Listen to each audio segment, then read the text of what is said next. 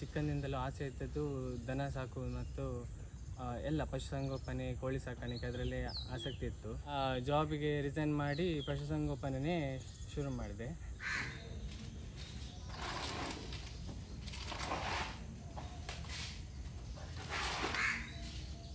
ನನ್ನ ಮೊದಲ ದನ ಇದು ಮೊದಲದ ನನಗೆ ಲಕ್ಷ್ಮಿ ಒದಗಿಸಿದ್ದೇ ಇವಳು ಅಂತ ಹೇಳ್ಬೋದು. ಯಾಕಂದ್ರೆ ಇವಳು ಬಂದ ನಂತರ ನಾನು ಇಷ್ಟು ಧೈರ್ಯವಾಗಿ ಮುಂದುವರೆದಿದ್ದು. ಹೊಸೊಬ್ರು ಬಂದು ಅಂದ್ರೆ ಅವುಗಳು ಬೇಗ ರಿಯಾಕ್ಟ್ ಆಗ್ತವೆ ಭಾವನೆಗಳಿಗೆ, ಹಾಗಾಗಿ ಅದು ಬೇರೆಯವ್ರಿಗೆ ಬಿಡುವುದಿಲ್ಲ ಅಂತ ಹೇಳಿದ್ರು. Welcome back to my channel Ramya ಕಾವತ್.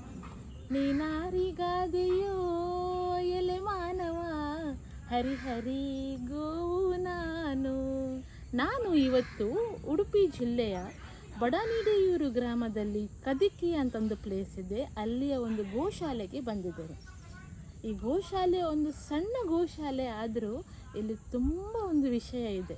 ಇಲ್ಲಿ ಕಿಶನ್ ಅಂತ ಒಬ್ಬರು 28 ವರ್ಷ ಅವರಿಗೆ ಅಲ್ಲಿ ಸಾಧಾರಣ 15ಕ್ಕೂ ಜಾಸ್ತಿ ದನಕರುಗಳನ್ನು ಬೇರೆ ಬೇರೆ ತಳಿಯ ದೇಶಿ ವಿದೇಶಿ ತಳಿಯ ದನಗಳನ್ನು ಸಾಕ್ತಾ ಇದ್ದಾರೆ, ಪಶುಸಂಗೋಪನೆ ಮಾಡ್ತಾ ಇದ್ದಾರೆ. ಸೊ ಅವರನ್ನು ಇವತ್ತು ಮಾತಾಡಿಸಿ ಸಾಕಷ್ಟು ಮಾಹಿತಿಗಳನ್ನು ನಿಮ್ಮ ಮುಂದೆ ಇಡಬೇಕಂತಿದ್ದೇನೆ. ಬನ್ನಿ.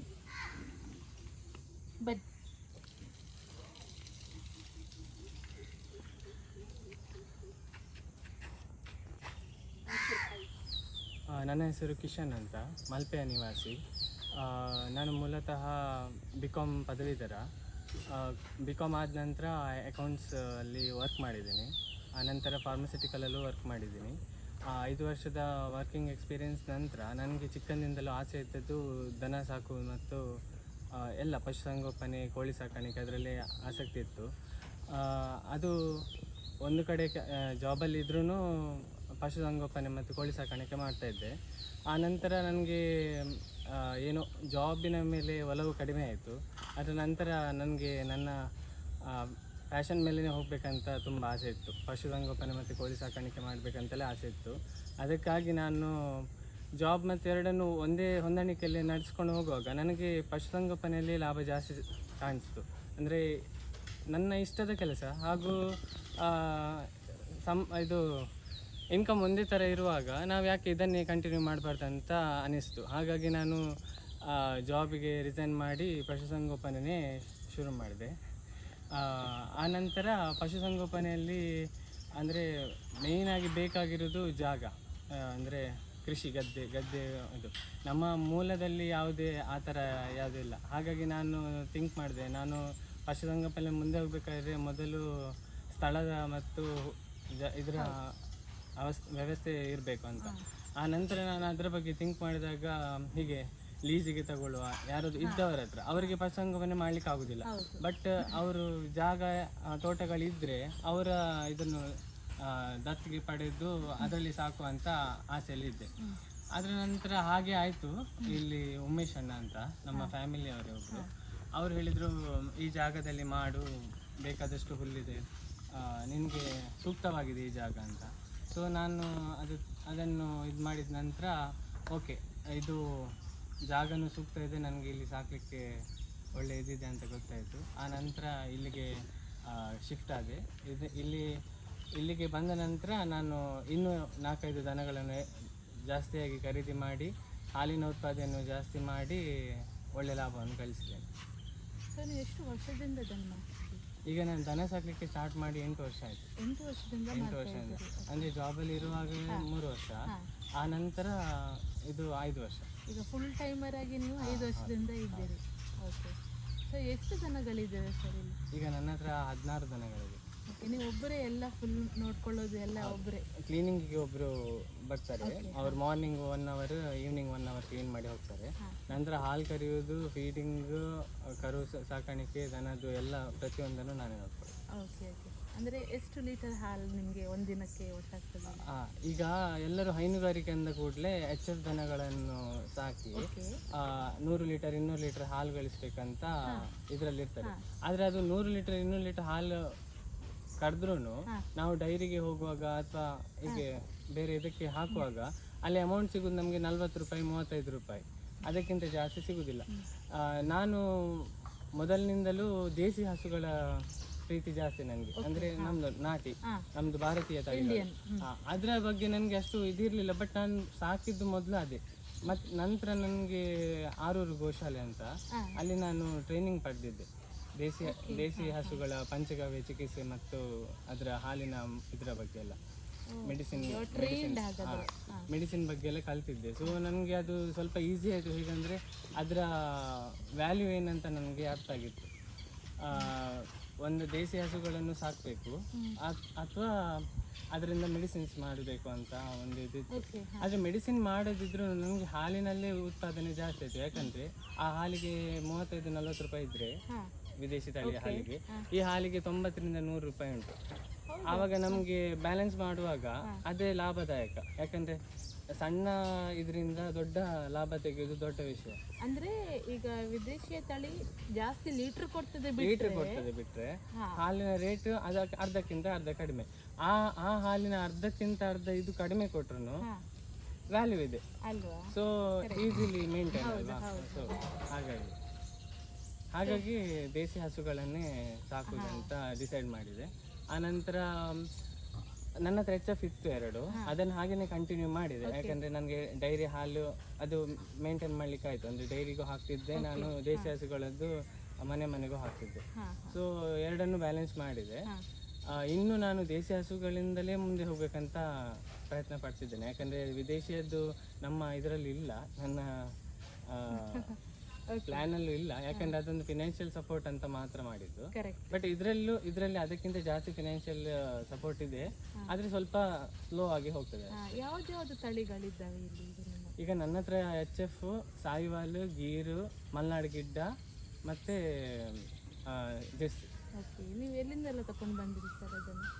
ನಾನು ಎಲ್ಲ ಲೋಕಲೇ ಪರ್ಚೇಸ್, ಅಂದರೆ ವಿದಿನ್ 30-40 ಕಿಲೋಮೀಟ್ರಲ್ಲೇ ತಂದದ್ದು. ಬಟ್ ಅವರೆಲ್ಲ ತಗೊಂಡು ಬಂದಿದ್ದು ಪಂಜಾಬ್, ಗುಜರಾತಿಂದೆಲ್ಲ. ಸೊ ಅದು ಪ್ರತಿಯೊಂದು ತಳಿದು ಆರೈಕೆ ಬೇರೆ ಬೇರೆ ಥರನೇ ಇರ್ತದ ಅಥವಾ ಕಾಮನ್ ಆಗಿರ್ತದೆ? ಆ್ಯಕ್ಚುಲಿ ದನ ಸಾಕಾಣಿಕೆಯಲ್ಲಿ ಮೇಯ್ನ್ ಹಸಿರು ಹುಲ್ಲೇ ಮೇಯ್ನು. ಅವು 80% ಹಸಿರು ಹುಲ್ಲಲ್ಲೇ ಇದು ಮಾಡೋದು. ಹಸಿರು ಹುಲ್ಲು ಮೇಯ್ದು ಬರ್ತವೆ. ಹಸಿರು ಹುಲ್ಲು ಮೇಯ್ದು ಬಂದಾಗ ನಾನು ಕ್ಯಾಟಲ್ ಫೀಡ್ ಕೊಡ್ತೀನಿ. ಕ್ಯಾಟಲ್ ಫೀಡ್ ಕೊಟ್ಟು ಮತ್ತೆ ಒಣ ಹುಲ್ಲು ಹಾಕಿದ್ರೆ ಮುಗೀತು. ಅದಕ್ಕೆ ಅದರಲ್ಲಿ ಮತ್ತೆ ನೀರು. ಹಾಗಾಗಿ ನನಗೆ ನ್ಯಾಚುರಲ್ ಆಗಿ ಹಸಿರು ಹುಲ್ಲು ಸಿಗೋದ್ರಿಂದ ನನಗೆ ಸ್ವಲ್ಪ ಮೇಂಟೆನೆನ್ಸ್ ಈಸಿ. ನೀವು ಸಮ್ಮರಿಗೆ ಏನು ಮಾಡ್ತೀರಿ, ಬೇಸಿಗೆಗೆ? ಇದು ಆ್ಯಕ್ಚುಲಿ ಈ ಲ್ಯಾಂಡು ವಾಟರ್ ಲ್ಯಾಂಡ್ ಆಗಿ ಸ್ವಲ್ಪ ಬೇಸಿಗೆಯಲ್ಲೂ ವೆಟ್ಟೆ ಅದು. ಹಾಗಾಗಿ 365 ದಿವಸ ಹುಲ್ಲೆ. ನೀವು ಇಲ್ಲಿ ಬಿಡ್ತೀರಿ ಮೇಯ್ಲಿಕ್ಕೆಲ್ಲ? ಸೊ ಅದು ತನ್ನಷ್ಟಕ್ಕೆ ಬರ್ತದೆ, ನೀವು ತಗೊಂಡು ಬರ್ಬೇಕು, ಕರ್ಕೊಂಡು ಬರ್ಬೇಕು ಅದನ್ನು? ಕೆಲವು ಬರ್ತವೆ ಮತ್ತು ಕೆಲವು ನಾವು ತಗೊಂಡು ಬರ್ಬೇಕು ಅಲ್ವಾ? ಮತ್ತೆ ಇದಕ್ಕೆ ನೀವು ಹೇಳಿದ್ರಿ ಚಿಕಿತ್ಸೆ ಒಂದು ಟ್ರೈನಿಂಗ್ ತಗೊಂಡಿದ್ದೀರಿ ಅಂತ. ಸೊ ನಿಮಗೆ ಹೇಗೆ ಗೊತ್ತಾಗ್ತದೆ ಸರ್ ಅವರಿಗೆ ಈಗ ಹುಷಾರಿಲ್ಲ ಅಥವಾ ಮಾತಾಡೋದಿಲ್ಲ ಅಲ್ಲ ಮುಖ ಪ್ರಾಣಿಗಳು, ನೀವು ಯಾವ ರೀತಿ ಅದಕ್ಕೆ ಒಂದು ಟ್ರೀಟ್ಮೆಂಟ್ ಮಾಡ್ತೀರಿ? ಈಗ ದನದ ದಿನಚರಿಯಲ್ಲಿ ಒಂದು ಹುಲ್ಲು ತಿನ್ನೋದಿರ್ಬೋದು, ನೀರು ಕುಡಿಯೋದಿರ್ಬೋದು, ಹಿಂಡಿ ತಿನ್ನೋದು, ಸೆಗಣಿ ಹಾಕೋದು, ಗೋಮೂತ್ರ ಹಾಕೋದು, ನಂತರ ಬಾಯಿ ಕಡಿಯೋದು ಅಂತಾರೆ, ಅಂದರೆ ಮೆಲುಕು ಹಾಕೋದು. ಮೆಲುಕು ಹಾಕು ಪ್ರತಿಯೊಂದನ್ನು ದನ ಯಾವಾಗ ಮೆಲುಕು ಹಾಕ್ತಿದೆ ಅಂದರೆ ಅದು ಆರೋಗ್ಯವಾಗಿದೆ ಅಂತ ಅರ್ಥ. ಅಂದರೆ ತಿಂದ ಆಹಾರವನ್ನು ಮೆಲುಕು ಹಾಕ್ತಾ ಅದು ಆರಾಮವಾಗಿದೆ ಅಂದರೆ ಇದೆ. ಒಂದು ವೇಳೆ ಮೆಲುಕು ಹಾಕ್ತಿಲ್ಲ ಅಥವಾ ಸೆಗಣಿಯಲ್ಲಿ ಏರುಪೇರಾಯಿತು, ಅಂದರೆ ಸ್ವಲ್ಪ ತೆಳ್ಳಗೆ ಆಯಿತು, ಸ್ವಲ್ಪ ಇದಾಯ್ತು ಅಂದರೆ ಆಗ ಹೊಟ್ಟೆ ನೋವಿದೆ ಅಂತ ಅರ್ಥ ಮೆಲುಕು ಹಾಕದಿದ್ರೆ. ಅದು ಯಾವ ಕಾರಣದಿಂದ ಏನಾಗಿರ್ಬೋದು ಅಂತ ಮತ್ತೆ ನಾವು ವಿಮರ್ಶೆ ಮಾಡಬೇಕಾಗ್ತದೆ. ಆ ನಂತರ ದನ ಯಾವತ್ತು ಈಗ ನಾರ್ಮಲ್ ಆಗಿ ಈಗ ಒಂದು ನಿಮಗೆ ಗೊತ್ತಿರ್ತದೆ ಒಂದು 3-4 ಡೇಸ್ ಹೇಗಿದೆ, ಇವತ್ತು ಹಾಗಿಲ್ಲ, ಸ್ವಲ್ಪ ಡಲ್ ಇದೆ ಅಂತ ಆಗ ನಾವು ಅದು ಏನಂತ ಸಣ್ಣ ಮಗುವನ್ನು ನೋಡ್ಕೊಂಡಾಗೆ ನೋಡ್ಕೊಳ್ಬೇಕು ಅಲ್ವಾ? ಮಗು ಯಾವಾಗಲೂ ಹೀಗಿದೆ, ಇವತ್ತು ಕಿರಿಸ್ತಿದೆ ಅಂದರೆ ಯಾಕೆ ಕಿರಿಸ್ತಿದೆ ಅಂತ ನಾವು ಇದು ಮಾಡ್ತೇವಲ್ಲ, ಆ ರೀತಿ. ಅದು ಬಾಯಿ ಬಿಟ್ಟು ಹೇಳಲ್ಲ, ಬಟ್ ನಾವು ಅಂದ್ರೆ ನೀವು ಅಂತ ಒಂದು ಪರಿಸ್ಥಿತಿಯಲ್ಲಿ ವೈದ್ಯರನ್ನು ಕಾಂಟ್ಯಾಕ್ಟ್ ಮಾಡ್ತೀರಾ? ನಾವೇ ಈಗ ಮೊದಲು ನಾವೇನು ಮಾಡಬೇಕು ಅದನ್ನು ಮಾಡಬೇಕು ಪ್ರಥಮವಾಗಿ. ಅದು ಆಗಿಲ್ಲ, ಇದಕ್ಕೆ ವೈದ್ಯರೇ ಬೇಕಾಗ್ತದೆ, ಸ್ವಲ್ಪ ಸೀರಿಯಸ್ ಆಗಿದೆ ಅಂದರೆ ವೈದ್ಯರನ್ನು ಕರೆಸ್ತೇವೆ. ಇಲ್ಲಾಂದರೆ ಸ್ವಲ್ಪ ಸಣ್ಣ ಮಟ್ಟಿಗಾದರೆ ನಾವೇ ಮಾಡ್ಕೊತೀವಿ, ವೈದ್ಯರಿಂದ ಸಲಹೆ ಪಡ್ಕೊತೀವಿ. ಅಂತ ತೀರಾ ಒಂದು ಸಿಚುವೇಶನ್ ಬಂದದಿದೆಯಾ? ಹೌದು, ಯಾಕೆಂದರೆ ಸಾಂಕ್ರಾಮಿಕ ರೋಗಗಳ ಅಂತಿದೆ ದನಗಳಿಗೂ. ನಮ್ಮ ಹಿಂದಿನಿಂದಲೂ ಬಂದದ್ದು. ಈಗ ಮನುಷ್ಯರಿಗೆ ಹೇಗೆ ಸಾಂಕ್ರಾಮಿಕ ರೋಗಗಳು ಬರುತ್ತೆ, ಹಾಗೆ ದನಗಳಿಗೂ ಸಾಂಕ್ರಾಮಿಕಗಳಿವೆ. Foot and mouth disease and ಇದು ಲಂಪಿ ಸ್ಕಿನ್ ಡಿಸೀಸ್, ಚರ್ಮಗಂಟು ರೋಗ ಮತ್ತು ಕಾಲುಬಾಯಿ ರೋಗ. ನಾನು ಎರಡನ್ನೂ ಅನುಭವಿಸಿದ್ದೀನಿ. ಚರ್ಮಗಂಟು ರೋಗದಲ್ಲೂ ತುಂಬ ಕಷ್ಟಪಟ್ಟಿದ್ದೀನಿ, ಹಾಗೂ ಫುಟ್ ಆ್ಯಂಡ್ ಮೌತ್ ಡಿಸೀಸಲ್ಲೂ ಕಷ್ಟಪಟ್ಟಿದ್ದೀನಿ. ಅದನ್ನು ಅಂದರೆ ಆ ಹೊತ್ತಿಗೆ ಈಗ ಏನಾದರೂ ಒಂದು ಸಮಸ್ಯೆ ಬಂದಾಗ ನಮಗೆ ಟೆನ್ಷನ್ ಆಗ್ತದೆ, ಆದರೆ ಆ ಹೊತ್ತಿನಲ್ಲಿ ಸ್ವಲ್ಪ ಆರಾಮವಾಗಿ ಪ್ಯಾನಿಕ್ ಆಗಬಾರ್ದು. ಈಗ ಹೆಚ್ಚಾಗಿ ಏನಾಗ್ತದೆ, ಒಂದೇನೋ ಸಮಸ್ಯೆ ಬಂದ ಕೂಡಲೇ ಪ್ಯಾನಿಕ್ ಆಗಿ ಇಲ್ಲ ಇದು ನಡೆಸ್ಲಿಕ್ಕೆ ಆಗುದಿಲ್ಲ, ಬೇಗ ಬೇಗ ಡಿಸಿಷನ್ ತಗೊಂಡ್ಬಿಡ್ತಾರೆ. ಬಟ್ ಹಾಗೆ ಇರುವುದಿಲ್ಲ, ಒಂದೊಂದು ಸಮಸ್ಯೆ ಬೇಗ ಬೇಗ ಸಾಲ್ವ್ ಆಗ್ತದೆ.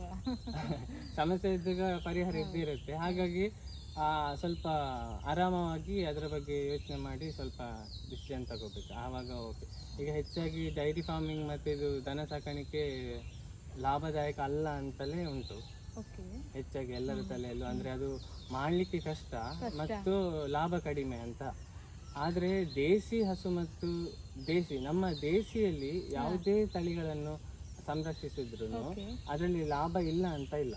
ಈಗ ಕೋಳಿ ಸಾಕಣೆಯಲ್ಲೂ ಹಾಗೆ, ಎಲ್ಲದರಲ್ಲೂ ಹಾಗೆ. ನಾವು ವಿದೇಶಿಗೆ ಹೋದಾಗ ಸ್ವಲ್ಪ ಅಲ್ಲಿ ಲಾಭ ಜಾಸ್ತಿ ಅಂತ ಹೇಳ್ತಾರೆ, ಆದರೆ ಅಷ್ಟೇ ಲಾಸ್ ಇದೆ ವಿದೇಶಿಯಲ್ಲಿ. ಯಾವುದೇ ಪ್ರಾಣಿ ಪಕ್ಷಿ ಇರಲಿ, ವಿದೇಶಿಗೆ ಹೋದಾಗ ಅಲ್ಲಿ ಲಾಭ ಜಾಸ್ತಿ, ಆದರೆ ಅಷ್ಟೇ ಲಾಸ್ ಇದೆ.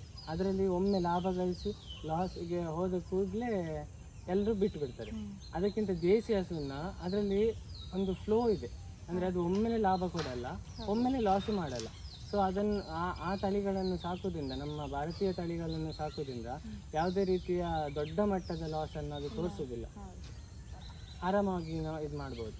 Okay okay. ಸೊ ನೀವೇ ಈಗ ಹಾಲು ಕರೆಯುವುದೆಲ್ಲ ನೀವೇ ಇಲ್ಲಿ? ಹಾಲು ಕರೆಯುವುದಿಲ್ಲ, ಬೆಳಿಗ್ಗೆ ಒಮ್ಮೆ ಸಂಜೆ ಒಮ್ಮೆ. ಓಕೆ. ಇಷ್ಟೆಲ್ಲ ಈಗ ಮಾಹಿತಿಯನ್ನು ಪಡ್ಕೊಂಡಿದ್ದೀರಿ, ಇಷ್ಟೆಲ್ಲ ಕೆಲಸ ಮಾಡ್ತಿದ್ದೀರಿ, ನೀವು ಒಬ್ಬರೇ ಮಾಡ್ತಿದ್ರು, ನಿಮಗೆ ಬೆನ್ಗಾವಲಾಗಿ ಯಾರಿದ್ದಾರೆ ಸರ್? ಅಂದರೆ ನಿಮಗೆ ಸಪೋರ್ಟ್ ಹೇಗುಂಟು ಮನೆಯಲ್ಲಿ? ಮನೆಯಲ್ಲಿ ಎಲ್ಲರೂ ಸಪೋರ್ಟ್ ಇದ್ದಾರೆ. ನನ್ನ ತಂಗಿಯೂ ಸಪೋರ್ಟ್ ಇದ್ದಾಳೆ. ನಾನು ಹುಷಾರಿಲ್ಲದಾಗಿದ್ದಾಗೆಲ್ಲ ನನ್ನ ತಂಗಿ ಮತ್ತು ನನ್ನ ಫ್ರೆಂಡ್ಸ್ ಸಪೋರ್ಟ್ ಮಾಡಿದ್ದಾರೆ. ಯಾಕಂದರೆ ನಾನು ಹಟ್ಟಿಗೆ ಬರದ ಒಂದು ಪರಿಸ್ಥಿತಿಯಲ್ಲೂ ಇದ್ದೆ. ಆ ಪರಿಸ್ಥಿತಿಯಲ್ಲೂ ನನ್ನ ತಂಗಿ ಮತ್ತು ನನ್ನ ಫ್ರೆಂಡ್ಸ್ ಬಂದು ಇಲ್ಲಿ ಕಾರ್ಯನಿರ್ವಹಿಸಿದ್ದಾರೆ. ಹಾಗಾಗಿ ಆ ರೀತಿಯ ಯಾವುದೇ ನನಗೆ ಸಪೋರ್ಟ್ ತುಂಬ ಇದೆ. ಅಂದರೆ ಫ್ಯಾಮಿಲಿ ಸಪೋರ್ಟ್ ಇದೆ, ತಂದೆ ತಾಯಿ ಸಪೋರ್ಟ್ ಇದೆ, ಫ್ರೆಂಡ್ಸ್ ಸಪೋರ್ಟ್ ಕೂಡ ಇದೆ. ಅದು ನಿಮಗೆ ಇನಿಷಿಯಲಿ ಫಿನಾನ್ಷಿಯಲಿ ನೀವು ಹೇಗೆ ಇದನ್ನೆಲ್ಲ ಇನ್ವೆಸ್ಟ್ ಮಾಡಲಿಕ್ಕೆಲ್ಲ ಹೇಗೆ ಮಾಡಿದ್ರಿ? ದುಡ್ಡೆಲ್ಲ ಸ್ವಲ್ಪ ಆದರೂ ಇನ್ವೆಸ್ಟ್ಮೆಂಟ್ ಈಗ ಹಟ್ಟಿ ಆಗಬೇಕು. ಈಗ ಅದೇ ದನಕ್ಕೆ ನಿಜವಾಗಿ ಒಂದು ಸೂರು ಬೇಕು. ನಾನು ಮೂಲಭೂತ ಯಾವುದೆಲ್ಲ ಬೇಕು ಅದನ್ನು ಮಾತ್ರಕ್ಕೆ ಇದು ಮಾಡಿದ್ದೇನೆ. ಯಾಕಂದರೆ ತುಂಬ ವ್ಯವಸ್ಥೆಗಳನ್ನೆಲ್ಲ ಕೊಟ್ಟಿಲ್ಲ. ಒಂದು ಚಾವಣಿ ಬೇಕು, ಮತ್ತು ನೆಲ ಹಾಸು ಬೇಕು, ನೀರು ಬೇಕು, ಹುಲ್ಲು ಬೇಕು. ಅಷ್ಟಿದ್ರೆ ನಾನು ದನ ಸಾಕಬಲ್ಲೆ ಅಂತ ಒಂದು ಇತ್ತು ನನಗೆ. ಹಾಗಾಗಿ ನಾನು ಮೊದಲೊಂದು ಚಾವಣಿದ ವ್ಯವಸ್ಥೆ ಮಾಡಿದೆ. ಒಂದು 3 ಲಕ್ಷದ ವೆಚ್ಚ ಆಯಿತು. ಮತ್ತು ಒಂದು ಹಾಸು, ನೆಲಕ್ಕೆ ಸಿಮೆಂಟ್ ಮತ್ತು ಚಪ್ಪಡಿ ಕಲ್ಲು ಹಾಕಿದ್ದೇನೆ. ಅದು ಒಂದು ಒಟ್ಟಿಗೆ ನನಗೆ ಒಂದು 3-4 ಲಕ್ಷದ ಖರ್ಚು ಬೇಕು ಇನಿಷಿಯಲ್ ಇನ್ವೆಸ್ಟ್ಮೆಂಟ್. ಅದನ್ನು ನಾನು ಸಾಲದ ರೂಪದಲ್ಲಿ ಪಡೆದು ಇದು ಮಾಡಿದ್ದೇನೆ. ಅದನ್ನು ನಾನು ಒಂದೂವರೆ ವರ್ಷದಲ್ಲಿ ತೀರಿಸಿದ್ದೇನೆ. ಇದೇ ಹಸುಗಳಿಂದ ಅದನ್ನು ತೀರಿಸಿದ್ದೇನೆ. ಇವುಗಳು ಕೈ ಬಿಡಲಿಲ್ಲ, ಕೈ ಬಿಟ್ಟಿಲ್ಲ. ಇಟ್ಟರೆ ಸಗಣಿಯಾದೆ, ತಟ್ಟಿದರೆ ಗುರುಳಾದೆ, ಸುಟ್ಟರೆ ನೊಸಲಿಗೆ ವಿಭೂತಿಯಾದೆ, ತಟ್ಟದೆ ಹಾಕಿದರೆ ಮೇಲುಗೊಬ್ಬರವಾದೆ, ನಿನಾರಿಗಾದೆಯೋ ಎಲೆ ಮಾನವ. ಇದು ಬಾಲ್ಯದಲ್ಲಿ ಕಲಿತ ಗೋವಿನ ಹಾಡು ಇಂದಿಗೂ ನೆನಪಿದೆ. ಮನುಜ ತೀರ ಹತ್ತಿರಕ್ಕೆ ಬಂದು ಆಮೇಲೆ ಬೆನ್ನಿಗೆ ಚೂರಿಯಿಡುತ್ತಾನೆ. ಆದರೆ ಹಾದಿಬೀದಿಯಲ್ಲಿ ಕಸವನ್ನು ತಿಂದು ಹುಲ್ಲನ್ನು ಮೇಯ್ದು ಹಾಲನ್ನು ನೀಡುವ ಹಸು ಸಾಟಿಯಾಗಬಲ್ಲದೆ ಮನುಜನಿಗೆ? ನಂಬಿದವರಿಗೆ ಎಂದೂ ದ್ರೋಹ ಮಾಡದೆ ತನ್ನ ಇಡೀ ಆಯುಷ್ಯವನ್ನು ಇತರಿಗಾಗಿ ದಾನ ಮಾಡುವ ಈ 4 ಕಾಲಿನ ಪ್ರಾಣಿ 2 ಕಾಲಿನ ಮನುಜನಿಗೆ ಸಮವೇ? ಎಲ್ಲ ಪ್ರಾಣಿಗಳಿಂದ ಎಲ್ಲ ಲಾಭವನ್ನು ಪಡೆದ ಮನುಜ ಕೊನೆಗೆ ತಾನೇ ಇಲ್ಲವಾಗುವನೆಂದು ಸತ್ಯದ ಅರಿವು ಆಗುವುದಾದರೂ ಎಂದೋ. ಇಂದಿನ ಆಧುನಿಕ ಯುಗದಲ್ಲಿ ಮನುಜ ಹಣದ ಹಿಂದೆ ದಾಫುಗಾಲು ಇಕ್ಕಿ ಓಡುತ್ತಿದ್ದಾನೆ. ಅವನಿಗೆ ಹಣದ ಮುಂದೆ ಏನೂ ಕಾಣಿಸದಾಗಿದೆ. ಒಬ್ಬರನ್ನು ದೂಡಿ ಮುಂದೆ ಹೋಗುವ ಪ್ರಯತ್ನ. ಆದರೆ ಕೆಸರಲ್ಲಿ ತಾವರೆ ಅರಳುವಂತೆ ಉತ್ತಮರೂ ಸಾಧಕರೂ ಇದ್ದಾರೆ. ಅವರಲ್ಲಿ ಶ್ರೀಕೃಷ್ಣ ಪರಮಾತ್ಮ ದ್ವಾಪರದಲ್ಲಿ ಗೋಪಾಲಕನಾಗಿ ಆಕಳುಗಳ ಮಧ್ಯೆ ಬಾಲ್ಯವನ್ನು ಕಳೆದಂತೆ ಈ ಯುವಕ ಆಕಳುಗಳ ಮಧ್ಯೆ ತನ್ನ ಜೀವನವನ್ನು ಸಾರ್ಥಕ್ಯ ಮಾಡಿಕೊಳ್ಳುತ್ತಿದ್ದಾನೆ. ಈ ಒಂದು ಇಷ್ಟು ಸಣ್ಣ ಪ್ರಾಯದಲ್ಲಿ ನಿಮಗೆ ಈ ಒಂದು ಇಂಟ್ರೆಸ್ಟ್, ಒಂದು ಇನ್ಸ್ಪಿರೇಷನ್ ಸರ್. ನೀವು ಅದರ ಬಗ್ಗೆ ಏನು ಹೇಳ್ತೀರಿ? ನೀವು ಈಗಿನ ಒಂದು ಯುವ ಜನತೆಗೆ ನೀವು ಇದರ ಬಗ್ಗೆ ಒಂದು ಏನು ಸಂದೇಶ ಕೊಡ್ತೀರಿ? ನನ್ನ ಸಂದೇಶ ಅಂದರೆ ಈಗ ಎಷ್ಟೇ ನಾವು ಎಜುಕೇಷನ್ ಪಡಿಬೋದು, ಎಜುಕೇಷನ್ ಎಷ್ಟೇ ಪಡೆದ್ರೂ ನಾವು ಒಬ್ಬರೇ ಕೈಯ ಅಡಿಯಲ್ಲಿ ಕೆಲಸ ಮಾಡಬೇಕು. ಅಂದರೆ ನಾವು ಸ್ವಂತ ಎಂಟರ್ಪ್ರೈಸ್ ಮಾಡಬೇಕು, ಅಥವಾ ನಾವು ಜಾಬಿಗೆ ಹೋಗಬೇಕು. ಜಾಬಿಗೆ ಹೋಗೋದೇ ಮೇನ್ ಆಗಿದೆ ಈಗ ಎಲ್ಲರಿಗೂ. ಒಳ್ಳೆ ಜಾಬ್ ಪಡೆಯೋದು. ಒಳ್ಳೆ ಜಾಬ್ ಪಡೆಯೋದು ಏನಂದರೆ ಅಲ್ಲಿ ಯಾವುದೇ ರೀತಿಯ ಶ್ಯೂರಿಟಿ ಇರೋದಿಲ್ಲ. ನಾವು ಒಬ್ಬರ ಕೈಯ ಅಡಿಯಲ್ಲಿ ಕೆಲಸ ಮಾಡ್ತೀವಿ ಮತ್ತು ಅವರು ಸಂಬಳ ಕೊಡ್ತಾರೆ, ಆದರೆ ಶ್ಯೂರಿಟಿ ಯಾರೂ ಕೊಡೋದಿಲ್ಲ. ನಾಳೆ ನಿಮ್ಮನ್ನು ತೆಗೆದು ಬಿಸಾಕ್ಬೋದು, ಅಥವಾ ನಿಮಗೆ ಜಾಬ್ ಹೋಗಲಿಕ್ಕೆ ಆಗದಿದ್ರೆ ಏನೂ ಮಾಡೋಕ್ಕಾಗಲ್ಲ, ಮನೆಯಲ್ಲೇ ಕೂತ್ಕೋಬೇಕು. ಆ ಪರಿಸ್ಥಿತಿಯೆಲ್ಲ ನಾನು ಸ್ವಲ್ಪ ಯೋಚನೆ ಮಾಡಿದೆ. ಅಂದರೆ ಜಾಬಲ್ಲಿ ನಮಗೆ ಶ್ಯೂರಿಟಿ ಕಡಿಮೆ. ಒಂದು ಗೌರ್ಮೆಂಟ್ ಜಾಬ್ ಇಲ್ಲ, ಇದು ಗೌರ್ಮೆಂಟ್ ಜಾಬ್ ಆದರೂ ಸಮೇತ ಜಾಬ್ ಸ್ಯಾಟಿಸ್ಫ್ಯಾಕ್ಷನ್ ಇರೋದಿದ್ರೆ, ಹೌದು, ನಾವು ಮಾಡುವ ಕೆಲಸದಲ್ಲಿ ನಮಗೆ ಸ್ಯಾಟಿಸ್ಫ್ಯಾಕ್ಷನ್ ಇಲ್ಲದಿದ್ರೆ ನಮ್ಮಲ್ಲಿ ಒಂದು ಇನ್ಬಿಲ್ಟ್ ಆಗಿ ಒಂದು ಇಂಟ್ರೆಸ್ಟ್ ಬಂದಿರುತ್ತೆ. ನಾವಿದು ಮಾಡಬೇಕು, ನನಗೆ ಇದು ಮಾಡಿದ್ರೆ ನನಗೆ ಖುಷಿ, ನಾನು ಇದು ಅದ ಮೇಲೆನೆ ನಾವು ಯಾವತ್ತೂ ಫೋಕಸ್ ಮಾಡಬೇಕು. ಫಿನಾನ್ಷಿಯಲ್ ಸಪೋರ್ಟಿಗಾಗಿ ಸ್ವಲ್ಪ ದುಡಿಬಹುದು, ಆದ್ರೆ ಆ ದುಡ್ದು ನಂತರ ನಾವು ಏನು ಅನ್ಕೊಂಡಿದ್ದೀವಿ ಅದನ್ನು ಸಾಧಿಸ್ಲಿಕ್ಕೇನೆ ಪ್ರಯತ್ನ ಪಡಬೇಕು. ಆವಾಗ ನಾವೇನಾದ್ರೂ ಸಾಧಿಸಬಹುದು ಅಂತ. ನಿಮ್ಗೆ ಎಷ್ಟು ವರ್ಷ ಪ್ರಾಯ ಅಂತ ಕೇಳ್ಬೋದು ಸರ್? 28. ನೋಡಿ, 28 ವರ್ಷದಲ್ಲಿ ಇಂಥ ಒಂದು ಮನೋಭಾವ ಇಟ್ಕೊಂಡಿದ್ದಾರೆ. ಅದು ನಮ್ಗೆಲ್ಲರಿಗೂ ಒಂದು ದೊಡ್ಡ ಇನ್ಸ್ಪಿರೇಷನ್ ಅಂತ ಹೇಳ್ಬೋದು. ಮತ್ತಿನ್ನೇನಾದ್ರೂ ಹೇಳಲಿಕ್ಕೆ ಇಷ್ಟಪಡ್ತೀರಾ ಸರ್? ಹೌದು, ಪಶು ಸಂಗೋಪನೆ ಅಂದರೆ ದನ ನಮಗೆ ಭಾರತೀಯ ಸಂಸ್ಕೃತಿಯಲ್ಲಿ ದೇವರ ಸಮಾನ. ನಾವು ಅದನ್ನು ಅಮ್ಮ ಅಂತಲೇ ಪೂಜಿಸೋದು. ಎಲ್ಲರೂ ಮನೆ ಗೃಹ ಪ್ರವೇಶ ಇರ್ಬೋದು, ಗೋಪೂಜೆ ದಿವಸ ಇರ್ಬೋದು, ಪ್ರತಿಯೊಂದನ್ನು ಲಕ್ಷ್ಮಿ ಅಂತಲೇ ಅದನ್ನು ಪೂಜಿಸ್ತೇವೆ. ಹಾಗಾಗಿ ನಮ್ಮ ಈ ಸಿಟಿಯಲ್ಲಿ ದನಗಳಿಗೆ ಯಾವುದೇ ರೀತಿಯ ಬೆಲೆ ಬರುವುದು ಪೂಜೆಯ ದಿವಸ ಮಾತ್ರ. ಬೇರೆ ದಿವಸದಲ್ಲಿ ಆ ಮನೋಭಾವ ಯಾರಿಗೂ ಇರೋದಿಲ್ಲ. ದನ ಬಂದರೆ ಓಡಿಸೋದು ಅಂತಲೇ ಇರುತ್ತೆ. ಯಾಕಂದರೆ ದನ ಅನ್ನೋದು ಹಾಳು ಮಾಡೋದಂತಲೇ ಇರೋದು ಎಲ್ಲರ ಭಾವನೆಯಲ್ಲಿ. ಅಂದರೆ ತರಕಾರಿ ಗಿಡ ಹಾಳು ಮಾಡುತ್ತೆ, ಹೂವಿನ ಗಿಡ ಹಾಳು ಮಾಡುತ್ತೆ, ಮತ್ತು ತೋಟ ಹಾಳು ಮಾಡುತ್ತೆ, ಅದೇ ಭಾವನೆ ಇದೆ ಹೊರತು ಅದರ ಬಗ್ಗೆ ಒಂದು ದೇವತಾ ಭಾವನೆ ಕಡಿಮೆ ಎಲ್ಲರಿಗೂ. ಪೂಜೆ ಇದ್ದಾಗ ಮಾತ್ರ ಅದನ್ನು ಕಟ್ಟಿ ಹಾಕಿ ಒಂದು ಬೋನಲ್ಲಿಟ್ಟರೆ ಮಾತ್ರ ಅದನ್ನು ಪೂಜೆ ಮಾಡ್ತಾರೆ.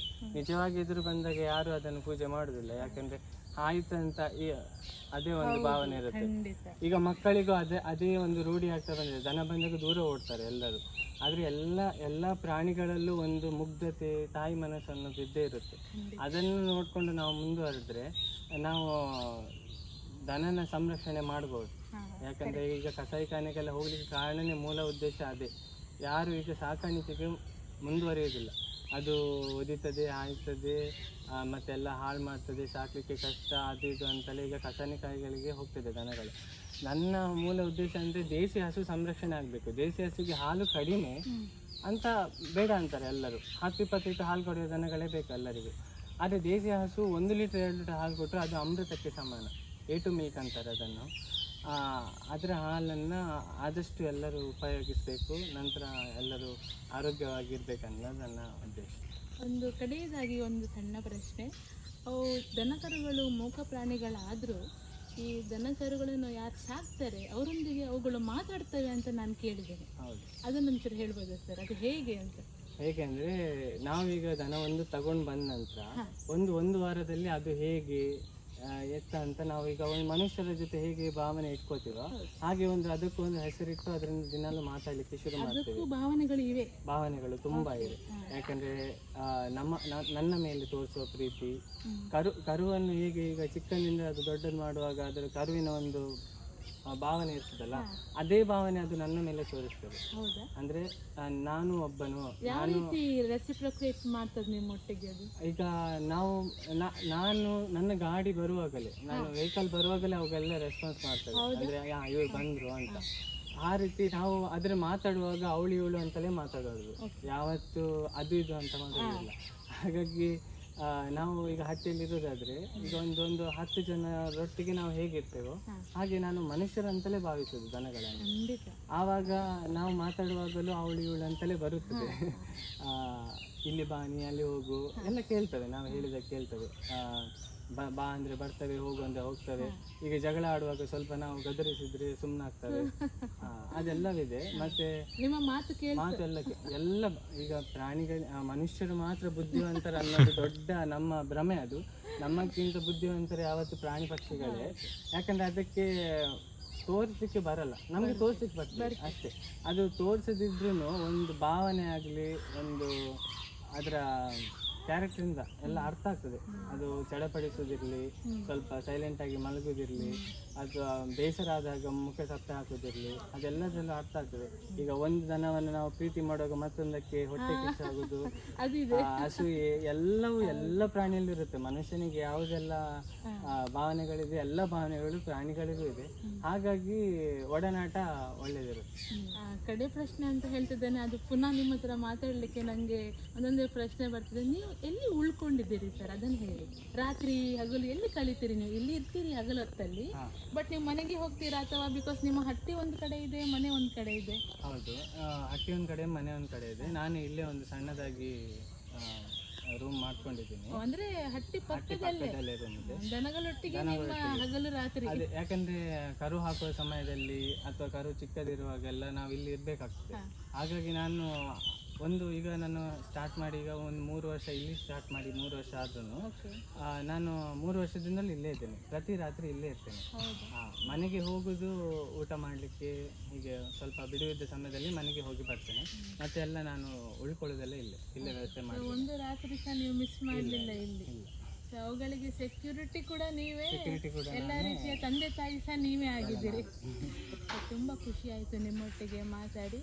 ಸೊ ಇವರು ಏನು ಇವತ್ತು ಈ ದನ ಕರುಗಳನ್ನು ಸಾಕಿ ಅವರ ಜೀವನನೂ ಮಾಡ್ತಾ ಇದ್ದಾರೆ, ಅವರ ಒಂದು ವೃತ್ತಿಯಲ್ಲಿ ಒಂದು ಸಮಾಧಾನ ಕೂಡ ಪಡ್ಕೊಂಡಿದ್ದಾರೆ. ಇದೊಂದು ನಮಗೆ ಎಲ್ಲರಿಗೂ ಒಂದು ಇನ್ಸ್ಪಿರೇಷನ್ ಆಗಬೇಕು ಅಂತ ಹೇಳ್ತಾ thank you so much sir. ಇವಳು ಹಂಸೆ ಅಂತ, ಇವಳು ಲಕ್ಷ್ಮಿ ಅಂತ ನನ್ನ ಮೊದಲ ದನ. ಇದು ಮೊದಲ ದನ. ಇದು ಯಾವ ತಳಿ? ನನಗೆ ಲಕ್ಷ್ಮಿ ಒದಗಿಸಿದೆ ಇವಳು ಅಂತ ಹೇಳ್ಬೋದು. ಯಾಕಂದ್ರೆ ಇವಳು ಬಂದ ನಂತರ ನಾನು ಇಷ್ಟು ಧೈರ್ಯವಾಗಿ ಮುಂದುವರೆದಿದ್ದು. ಇವಳೇ ನನಗೆ ಧೈರ್ಯ ಕೊಟ್ಟವಳು. ಇವಳು ಕನಕ ಅಂತ. ಕನಕ ನನ್ನ 2ನೇ ದನ. ಓಕೆ, ಅದು ಯಾವ ತಳಿ ಸರ್? ಸಾಯಿವಾಲ್ ತಳಿ. ಓಕೆ, ಇನ್ನು ಅವಳು ಅಂತ ಹೇಳ್ಬೇಕು. ಅವಳು ಯಾವ ತಳಿ? ಸಾಯಿವಾಲ್ ತಳಿ. ಓಕೆ, ಯಾವ ದೇಶ ಅದು? ಇದು ಸಾಯಿವಾಲ್ ಪಂಜಾಬ್. ಸ್ವರ್ಣ ಅಂತ. ಸ್ವರ್ಣ. ಇದು ಗುಜರಾತ್ ಇಂದ. ಗುಜರಾತ್ ನೀರ್ ತಳಿ. ಇದು ನಿಧಿ ಅಂತ ಇವಳ ಹೆಸರು. ನಿಧಿ. ಇದು ಜೆರ್ಸಿ ಬ್ರೀಡು. ಇದು HF ಬ್ರೀಡು. HF ಅಂದ್ರೆ ಎಲ್ಲಿದ್ದು? HF ಆಕ್ಚುಲಿ ವಿದೇಶಿ ತಳಿ. ವಿದೇಶಿಯಾ? ನಮ್ಮ ಭಾರತೀಯ ತಳಿ ಅಲ್ಲ ಇದು. ಓಕೆ. ಇದು ಕಾವೇರಿ ಅಂತ. ಇವಳು ಕಸ್ತೂರಿ ಅಂತ. ಇವಳು HF ತಳಿನೇ. ಕಸ್ತೂರಿ. ಇವಳು 22 ಲೀಟರ್ ಹಾಲು ಕೊಡ್ತದೆ. ಇದು ಅದು 19 ಲೀಟರ್ ಹಾಲು ಕೊಡ್ತದೆ. ಅಂದ್ರೆ ಬೆಳಿಗ್ಗೆ ಸಂಜೆ ಸೇರಿಯಾ? ಬೆಳಿಗ್ಗೆ ಸಂಜೆ ಸೇರಿ. ಇವಳ ಹೆಸರು ಪುಟ್ಟಿ ಅಂತ. ಇದು ನಾರ್ತ್ ಇಂಡಿಯನ್ ಬ್ರೀಡು. ಇದು ಆಕ್ಚುಲಿ ಸಾಯಿವಾಲ್ ತಳಿಗೆ ಸಂಬಂಧಪಟ್ಟಿದ್ದು. ಅದರಲ್ಲಿ ಸ್ವಲ್ಪ ಮಿಶ್ರ ತಳಿ ಇದೆ. ಮಿಶ್ರ ತಳಿ. ಇದು ನಮ್ಮ ಸೌತ್ ಇಂಡಿಯನ್ ಬ್ರೀಡು. ಸ್ವಲ್ಪ ಹೆದರಿಕೆ. ಇವಳು ಗೌರಿ ಅಂತ. ಇವಳು ಸ್ವಲ್ಪ ನಮ್ಮ ಹಿರಿಯ ವ್ಯಕ್ತಿ ನಮ್ಮ ಗೋಶಾಲೆಯಲ್ಲಿ. ಆದ್ರೆ ಪ್ಯೂರ್ ಮಲ್ನಾಡ್ ಗಿಡ್ಡ ತಳಿ ಇದು. ಇವಳು ಸೀತಾ ಅಂತ. ಇದು ಕಪಿಲ ಅಂತಾರೆ ಮಲ್ನಾಡ್ ಗಿಡ್ಡದಲ್ಲಿ. ಕರುಗಳೆಲ್ಲ ಎಷ್ಟು ಸಮಯ ಆಯ್ತು ಸರ್? ಕರುಗಳೆಲ್ಲ ಇವನಿಗೆ 3 ತಿಂಗಳಾಯ್ತು. ಹಾಂ ಇದು 1 ತಿಂಗಳ ಕರು ಅವಳದ್ದು ಸೀತಂದು. ಓಕೆ ಇದು ಸಾಯಿವಲ್ ಬ್ರೀಡ್ ಇದು ಕರು. ಹಾಂ ಇದಕ್ಕೊಂದು 10 ದಿವಸ ಆಗಿದ್ದು ಮಾತ್ರ. ಓಕೆ ಅದು ಪುಟ್ಟಿಯ ಮುಖ. ಓಕೆ ಇದು ಕನಕನ. ಸಿಟ್ಟು ಜಾಸ್ತಿ ಅಂತ ಇವಳಿಗೆ ಹಾಂ ಪುಟ್ಟಿಗೆ, ಅಂದ್ರೆ ಹೊಸಬ್ರನ್ನ ಕಂಡ್ರೆ ಸ್ವಲ್ಪ ಅವಳಿಗೆ ಇದು ಜಾಸ್ತಿ Okay. ಸಿಟ್ಟು ಬರ್ತದೆ. ಹಾಂ ಮತ್ತೆ ಜೋರಂದ್ರೆ ದನಗಳಲ್ಲಿ ಜೋರಂದ್ರೆ ಹಂಸಿ, ಹಂಸಿ. ಓಕೆ ತುಂಬಾ ಸಾಧು ಅಂದ್ರೆ ಲಕ್ಷ್ಮಿ. ಓಕೆ ಹಾಂ ಪ್ರತಿಯೊಬ್ಬರಿಗೂ ಹೊಂದಾಣಿಕೆ ಆಗುದಿಲ್ಲ. ಓಕೆ ಓಕೆ ಅಂದ್ರೆ ನಮ್ಮನ್ನ ಯಾರು ನೋಡ್ಕೋತಿದ್ದಾರೆ, ನಮ್ಗೆ ಯಾರು ಫೀಡ್ ಮಾಡ್ತಿದ್ದಾರೆ, ನಮ್ಮನ್ನ ಯಾರು ಚೆನ್ನಾಗಿ ನೋಡ್ಕೋತಿದ್ದಾರೆ, ಅವರಿಗೆ ಮಾತ್ರ ಸ್ಪಂದಿಸುದು. ಅದಕ್ಕೊಂದು ಸ್ಪಂದಿಸ್ತದೆ. ಒಂದು ವಾರ ಅವ್ರು ನೋಡ್ತಾರೆ, ಇವ್ರು ನನ್ನ ನೋಡ್ಕೋತಿದ್ದಾರೆ ಅಂದ್ರೆ ಅವರನ್ನು ಹಚ್ಕೋತವೆ. ಬೇರೆಯವರು ಬಂದ ಕೂಡಲೇ ಇವ್ರು ಯಾರು ಒಬ್ರು ಹೊಸೊಬ್ರು ಬಂದು ಅಂದ್ರೆ ಅವುಗಳು ಬೇಗ ರಿಯಾಕ್ಟ್ ಆಗ್ತವೆ ಭಾವನೆಗಳಿಗೆ. ಹಾಗಾಗಿ ಅದು ಬೇರೆಯವ್ರಿಗೆ ಬಿಡುದಿಲ್ಲ ಅಂತ ಹೇಳುದು ಅಷ್ಟೇ. ಅದು ಬಿಟ್ರೆ ಪಾಪ ಜೋರು ಅಂತ ಏನೂ ಇರುದಿಲ್ಲ. ಅವುಗಳಿಗೆ ಇವ್ರು ಯಾರು ಹೊಸೊಬ್ರು, ಇವರು ಹೇಗಂತ ಗೊತ್ತಿಲ್ಲ, ಅಂದ್ರೆ ಬೇಗ ನಂಬುದಿಲ್ಲ ದೇಸಿ ಹಸುಗಳು. HF ಜೆರ್ಸಿಗಳು ಹಾಗಿರುವುದಿಲ್ಲ. ಅವುಗಳಿಗೆ ದಿನಚರಿಯಲ್ಲಿ ಏನು ವ್ಯತ್ಯಾಸ ಆಗದಿದ್ರೆ ಆಯ್ತು, ಅದು ಯಾರು ಬೇಕಾದ್ರೂ ಬರ್ಬೋದು, ಯಾರು ಫೀಡ್ ಮಾಡ್ಬೋದು, ಯಾರು ಹಾಲು ಕರಿಬೋದು, ಹಾಗಿರ್ತದೆ. ದೇಸಿಗಳು ಹಾಗೆಲ್ಲ, ಅವ್ರಿಗೆ ಯಾರು ಇಷ್ಟವರೆಗೆ ಯಾರಿದ್ರು ಅವರೇ ಮಾಡಬೇಕು ಅಂತೆಲ್ಲ ಇರುತ್ತೆ. ಅವರೇ ಬರಬೇಕು, ನಮ್ಮ ಜನ ಅಂತ. ನಮ್ಮ ಜನ ಅಂತ ಒಂದಿರುತ್ತೆ ಹಾಗೆ. ಮತ್ತೆ ನಿಮ್ಗೆ ಇಲ್ಲಿ ನೆಕ್ಸ್ಟ್ ಎಂತ ಪ್ಲಾನ್ಸ್, ನೆಕ್ಸ್ಟ್ ನಿಮ್ದು ಡೆವಲಪ್ಮೆಂಟಲ್ ಪ್ಲಾನ್ಸ್ ಎಂತ ಇದೆ? ಈ ವಿಷಯದಲ್ಲಿ ಫಿನಾನ್ಷಿಯಲಿ ಡೆವಲಪ್ಮೆಂಟ್ ನನಗೆ ಅಷ್ಟು ಇಷ್ಟ ಇಲ್ಲ. ಅಂದ್ರೆ ನಾನು ಈಗ ಎಷ್ಟು ದುಡಿತಿದ್ದೇನೆ, ನನ್ನ ಕೈಯಲ್ಲಿ ಎಷ್ಟು ಸಮಾಧಾನ ಇದೆ ನನ್ನ ಕೈಯಲ್ಲಿ ಎಷ್ಟಿದೆಯೋ ಅಷ್ಟು ಮಾತ್ರ ನಾನು ಮುಂದುವರಿಸ್ಬೇಕಂತಿದ್ದೇನೆ. ಯಾಕಂದ್ರೆ ನಾವು ಯಾವತ್ತು ಇನ್ನೂ ಮಾಡ್ಬೇಕಂತ ಮುಂದುವರೆದಾಗ ಸ್ವಲ್ಪ ನಮ್ಮ ಕೈ ತಪ್ಪಿ ಹೋಗುವ ಚಾನ್ಸಸ್ ಇರ್ತದೆ. ಹಾಗಾಗಿ ನನ್ನಿಂದ ಇಷ್ಟ ಆಗುತ್ತೋ ಅಷ್ಟು ಮಾತ್ರ ನಾನು ಮಾಡ್ತೀನಿ. ಅದು ಬಿಟ್ಟು ನಾನು ಇನ್ನೂ ಒಂದು ಜಾಸ್ತಿ ಮಾಡ್ಬೇಕಂತ ಟ್ರೈ ಮಾಡಿದಾಗ ಸ್ವಲ್ಪ ನಾವು ದುಡ್ಡಿನ ಕಡೆ ವಾಲ್ದಾಗ ಆಗ್ತದೆ. ಹಾಗಾಗಿ ದೇಸಿ ಸಂರಕ್ಷಣೆಯಲ್ಲಿ ಎಷ್ಟು ನನ್ನ ಒಬ್ಬನ ಕೈಯಿಂದ ಎಷ್ಟು ಮಾಡ್ಲಿಕ್ಕೆ ಆಗ್ತದೆ ಅಷ್ಟು ನಾನು ಮಾಡ್ತೀನಿ. ಅದು ಬಿಟ್ಟು ಮುಂದೆ ಏನು ಆಗೋದಿಲ್ಲ.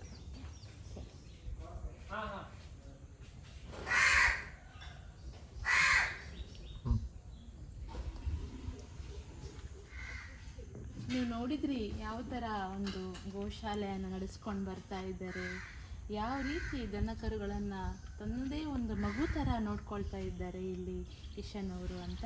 ಹೀಗೆ ನಾನು ಇನ್ನು ಸಾಕಷ್ಟು ಕಾನ್ಸೆಪ್ಟ್ಗಳೊಂದಿಗೆ ನಿಮ್ಮೊಂದಿಗೆ ಬರ್ತೇನೆ.